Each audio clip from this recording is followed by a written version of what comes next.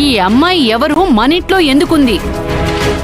ఎరా సత్యమూర్తి, ఈ అమ్మకి చెప్పకుండా కొడుక్కి పెళ్లి జన్మ చచ్చిపోయిందనుకున్నావా? అమ్మా అది కాదమ్మా. ఓరి భగవంతుడా,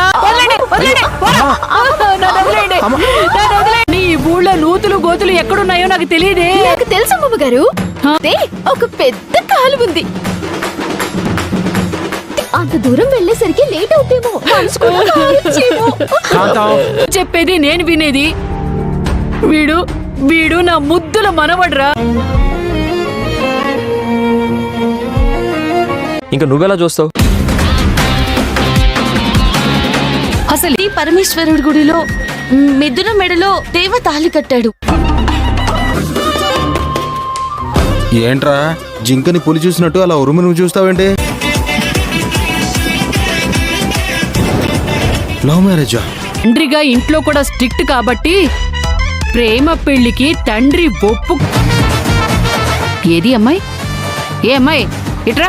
పెద్దలు ఒప్పుకోరని గుళ్ళో పెళ్లి చేసుకున్నారు, అంతేనా?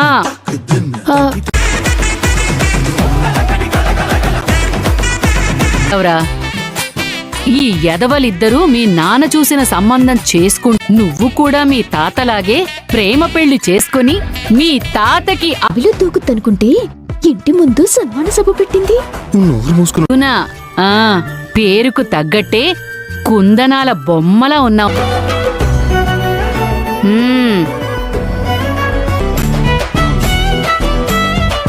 అరే మనవడా, నీసుకున్నావు.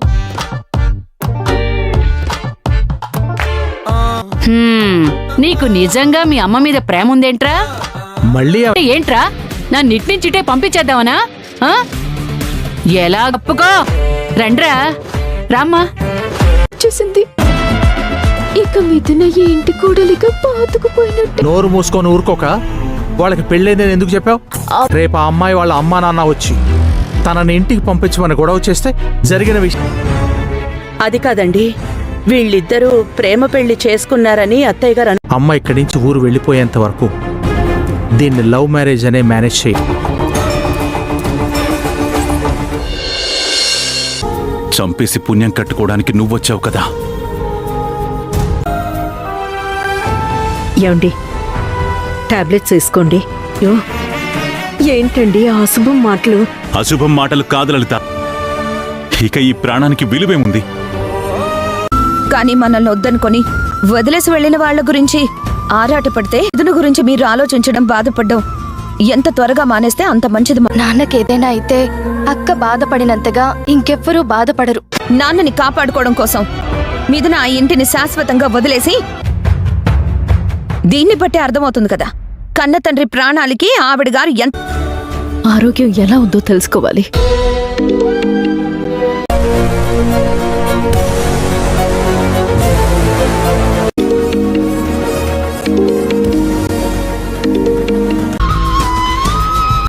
చెల్లి కూడా ఫోన్ లిఫ్ట్ చేయట్లేదు.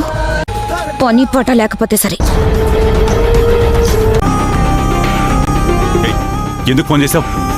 ఎలా ఉన్నారు మీరు? నేనెలా ఉంటే నీకెందుకు? చస్తే నీకెందుకు? బ్రతికుంటే నీకెందుకు? అనిపిస్తున్నారంటే మీ మాటల్ని బట్టి ఎంతో కొంత కోలుకున్నారని. చెప్పిన సలహాలు చాలు, ఫోన్ పెట్టేసేయిక. మిథునకి వాళ్ళ నాన్న మీద ప్రేమ లేదని అన్నావు కదా, మరిప్పుడే ఇక కాదు.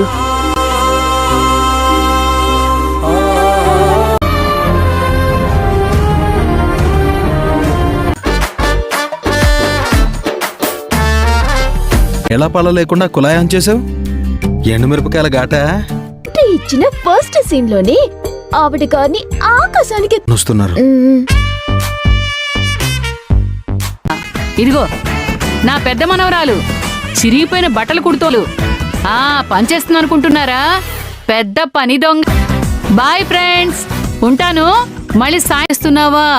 భూమి ఎంత భారం మోస్తుందో భూమికి తప్ప చూసే వాళ్ళకి నువ్వు కష్టపడేది. అది కారపొడి కూడా ఉందత్తయ్యా.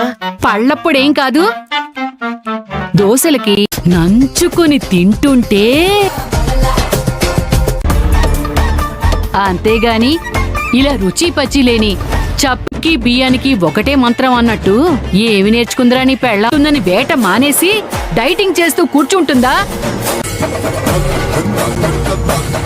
అయినా ఇంకా ఫిట్ గా యంగుగా ఊర్లో సంక్రాంతికి పరుగు పందెం పోటీలు పెడితే నేనే ఫస్ట్ వచ్చారా ఉన్న మిరపకాయలు నోట్లో కూరేస్తాను, జాగ్రత్త. నీకు అవసరమా? నువ్వు పని చేసుకోవే. అమ్మా అని సలహాలు ఇవ్వడం మాత్రం బాగా తెలుసు. అందుకే ఇంటికి తెచ్చుకుని తినండి బేబీ. ఒరేయ్ బురిడి బాలరాజు, స్టైల్గా సింపుల్ గా బేబీ అని పిలువు. పిల్లరంటాం బక్కర్ తన్నే వయసులో ఉంది ఈవిడ బేబేంటి? నువ్వు కాస్త ఆ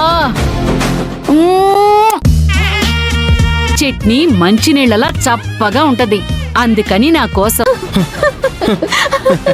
ఏడుకొండల వాడా పెట్టి మంచిది కదా అని. అబ్బో ఈ కాంతారాలు అదిగో మళ్ళీ. Sorry baby husband. ఇప్పటిదాకా ఆ ముసల్ది మీదిన మీదని చట్నీ అంటారా? ఈ చట్నీ కూడా నీ మొహల్లాగే ఏడ్చినట్టుంది అని. మిథున పచ్చడి చేస్తే ఏంటి పరిస్థితి? బేబీ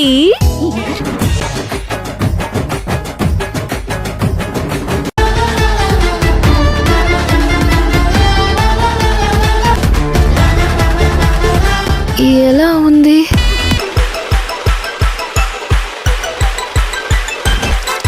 పండు మిరపకాయల పచ్చడి ఇంత స్వీట్ గా ఉంటుందని నాకు ఇప్పుడే అర్థమైంది. బంగారు తల్లి నా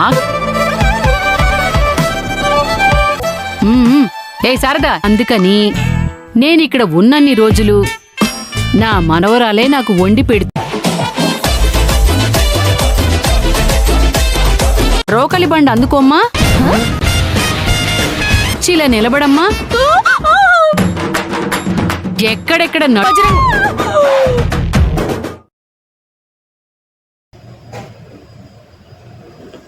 hello hi friends, welcome to my channel. మనం ఈ వీడియోలో టాలీవుడ్ లేటెస్ట్ అప్డేట్స్ గురించి తెలుసుకుందాం. రామ్ చరణ్ నిర్మాణంలో అకీరా నందన్, రేణు దేశాయ్ రియాక్షన్. అకీరా నందన్ సినిమాల్లో ఎంట్రీలపై అతడి తల్లి రేణు దేశాయ్ మరోసారి స్పందించారు. అకీరా ఓజీలో నటిస్తున్నాడని, ఓ తల్లిగా వాడిని ఎప్పుడెప్పుడు తెరపై చూద్దామని ఆతృతగా ఎదురు చూస్తున్నానని తెలిపారు.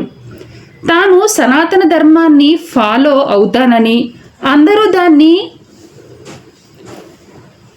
అనుసరిస్తే ఎలా బతకాలో అర్థమవుతుందన్నారు. తనను ఎవరు ఏమనుకున్నా తాను మోదీకి బీజేపీకి భక్తురాలినని అన్నారు. బలవంతపు మత మార్పిడులపైన కూడా రేణు దేశాయ్ తనదైన శైలిలో స్పందించారు. సామాజిక సమస్యలపై స్పందిస్తూ తరచూ వార్తల్లో నిలుస్తుంటారు పవన్ కళ్యాణ్ మాజీ భార్య రేణు దేశాయ్. ఇటీవల హైదరాబాద్ సెంట్రల్ యూనివర్సిటీకి ఆనుకుని ఉన్న 400 ఎకరాల స్థలాన్ని తెలంగాణ ప్రభుత్వం స్వాధీనం చేసుకోవడానికి ప్రయత్నించడం పెద్ద దుమారమే రేపిన సంగతి తెలిసిందే. దీనిపై స్పందించిన రేణు దేశాయ్ గారు, నాకు 44 ఏళ్లు వచ్చాయి, రేపో మాపో చనిపోతా, నా కోసం కాకపోయినా